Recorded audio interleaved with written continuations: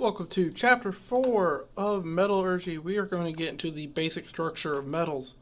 We're going to define what an atom, an element, compound, other stuff like that, the crystal grains of metal, four properties of distinguished metals from nonmetals, and then we're going to talk about face-centered cubic, body-centered cubic, and hexagon closed pack, or this is what the major crystal structures of metals. So if you ever see FCC, BCC, or HCP, this is what they're talking about. We're also going to name, when it comes to those different type of metal structures and more about them, and understand how metals can deform on the atomic level. So very much like when we were talking about, hey, don't quench your metal while you're welding. Like if you're doing a V groove for a test, or if you're doing a pipe for a test or something like that, we tell you don't quench it because it can affect it that way. And that's to recognize the conversion of metal ore into metal, the oxidizing and stuff like that, and how it changes everything. The difference between a solution and a mixture, liquids and solids and stuff like that. And understand and identify the grains in the structure of a metal alloy. And when we're talking about grains, if you kind of think about it, it locks up and they're together, but if they're too cold or if you heat them up and do them wrong, they loosen up. And when you go to do a bend test, that's where you get your breaks from. So let's talk about, measurement scales, just kind of to go off. And this is in the metric system. So you're talking about meter, millimeter, micrometer, nanometer, stuff like that. And, these are extremely precise stuff that we're talking about. Things that are working on a scale that, truthfully, Imperial can never get to. Because we're talking about, for something for the size of a human hair, it goes 10 to the negative 4 power to 10 to the negative 5 power. But if you were to look at that like in a decimal of an inch, it's going to be like 0.00000, and it's just insane. So let's first talk about a micrometer and micrometer. So a micrometer is a tool for precise measurements within 1/100th of an inch. And then a micrometer, or a micron, uses 1/1,000,000th of a meter. So you're already seeing 1/100th of an inch compared to 1/1,000,000th of a meter. So, and there is the symbol. So it's kind of like this U mixed with an M, kind of mixed with a P symbol with an M on there. And that's just the symbol for what a micrometer looks like. Observing millimeter to micrometer, the first thing is, you have a microscope right here that can get up to 80 times magnification. So it can look at something on a humongously tiny scale and really get the small details of parts so that you can actually see. People think like a razor blade is super smooth, and of course, it's going to cut you if you ran your finger across it. But if you were actually to zoom into it, it looks very jagged. Look over here like this. This could be the structure of a piece of metal that's actually really smooth, but it looks like, we're looking at the surface of Mars with like cracks and divots into it, and there's this like landings and stuff. And this is just at 1,500 times magnification. I mean, we are zoomed in. So scanning the electron microscope, so we're way in there, shoots beams of electrons at an object instead of light beams, and it increases magnification into the nanoscale. So we are extremely tiny. So when we're doing that, we're looking at stuff for like on the atomic scale, and we're trying to figure out things.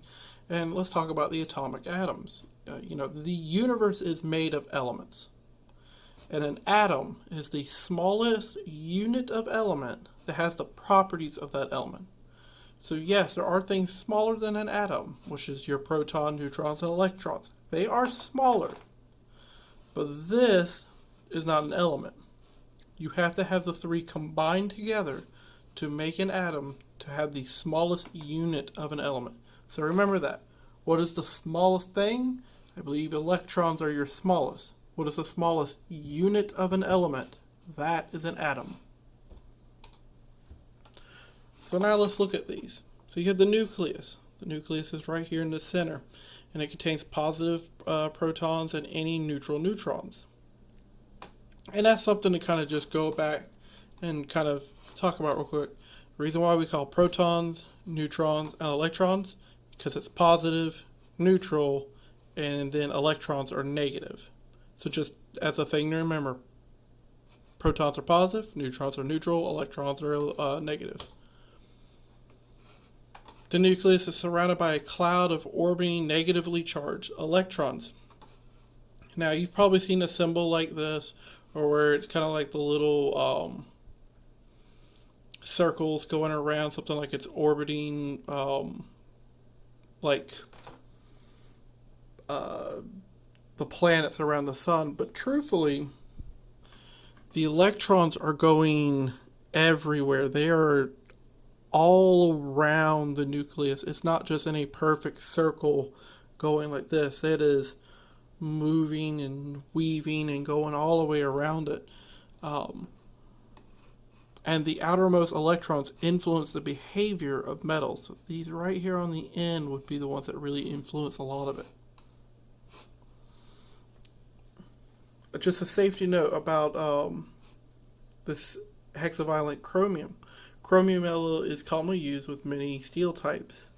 Welding and plating can cause chemical reaction resulting in hexavalent chromium. Hexavalent chromium forms with all 6 other electrons are involved. People working nearby must be protected from toxic fumes. So something like what is that metal called that has the coating on it? Sorry, it's running a blank on me, but stuff like that, you would actually need to clean the metal up and grind it down a little bit before you weld on it to remove some of the toxic fumes that could come out. Another thing, ventilation is always a very key important, and actually wearing a mask sometimes. You've probably all seen this back in like high school or something, the periodic table of the elements. It contains 92 naturally occurring elements. Each element has an atomic symbol, such as H for hydrogen. And each element has an atomic number, and that is equal to the number of protons in the nucleus. So when you look at hydrogen that has 1, that means there is 1 proton. And then when we get over here, we see 2 at the top, 3, 4, 5, 6, 7, 8, 9, 10. And that's what they're talking about. So you have atomic number, the chemical symbol, the chemical name, and the atomic weight. So this is how much it weighs. And as we know, hydrogen is the lightest. So hydrogen is at 1.008. Another thing to kind of look at is your colors will help you out. So if you see here, you have alkaline metals. So all these right here are actually metals. Then you have alkaline earth metals right there in this darker blue. And it keeps on going. You have other metals like right here that they're talking about. So those are things to kind of think about and know how to do it. You have your noble gases right here. And you have your other non-metals, which are the green ones. So these are things to tell you. And you can kind of look at it and you can tell there is a lot of metals within the periodic table. And these are stuff that we work with some of them, we work without them. Like right here, number 74 is W, or tungsten.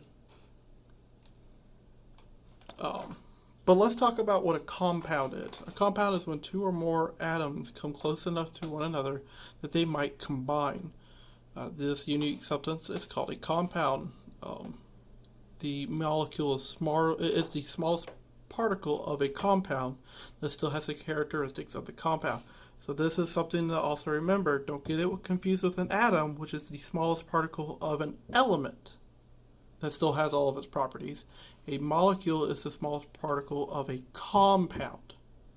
So remember that. Molecule goes to compound, where atom goes to element. So compounds with certain type of bonds, each electrons can share between the atoms determined many properties of a substance and ratios of atoms in a molecule. So you can see right here that these went and they actually combined right here. The force developed between the two atoms, remember this is an atom and this is an atom, are by sharing electrons and is known as a covalent bond. So you see they're actually touching through the electrons and keeping them combined. And then we have an ionic bond. And this is between atoms. An ionic bond is found in compounds that bond metals to nonmetals. So if you think about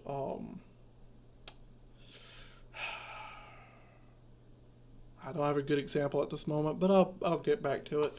Ionic bonds between two atoms when one or more electrons from one atom completely transfer. So it actually goes from here over, completely transfers to another atom. And if you notice that they're going one, skip, and see what I'm saying? So these are actually combining, but the electron from this actually went over and went here. And if you notice the little plus symbol and the little negative symbol, because this took one of the electrons away, this is now positively charged, and now this is negatively charged. And if you think about a magnet, negative, positive, and you see negative, positive, and negative, positive, negative. So that's what happens. The reason why this is negatively charged is because now it has more electrons than normal. And remember, it's not the electrons that make something an element, it is the protons. So, a metallic bond. Metals do not form fixed bonding ratios between atoms. Electrons move between the atomic nuclei and associating equally with all nuclei. Voltage applied to the metal creates an electrical current. That's why most metals are significantly great for conducting electricity. Current can be measured directly with an ammeter. So you actually see it that they're actually over here trying to touch and make sure they're all combined. So we're going to stop there today and we will continue the next time.